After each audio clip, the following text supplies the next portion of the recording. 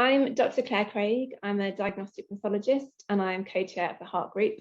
And I want to take you through the evidence that Pfizer just presented to the FDA on the 6 months to 4-year-old children. There's an awful lot about this trial that has shocked me and I think will shock you too.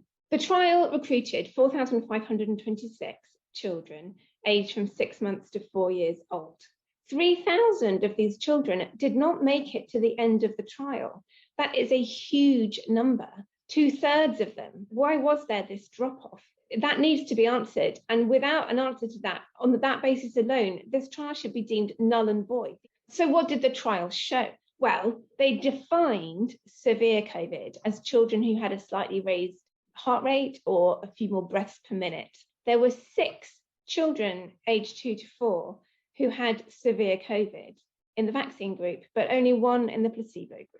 So on that basis, the likelihood that this vaccine is actually causing severe COVID is higher than the likelihood that it isn't. There was actually 1 child who was hospitalized in this trial. They had a fever and a seizure. They had been vaccinated. So now let's turn to what they defined as any COVID.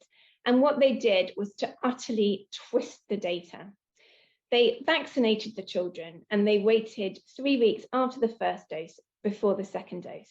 In that 3-week period, 34 of the vaccinated children got COVID and only 13 in the placebo group, which worked out as a 30% increased chance of catching COVID in that 3-week period if you were vaccinated. So they ignored that data. And then there was an 8-week gap between the second dose and the third dose, where again, children were getting plenty of COVID in the vaccine arm, so they ignored that data. There was then 7 weeks after the third dose, which they also ignored, which meant that in the end, they had ignored 97% of the COVID that occurred during the trial.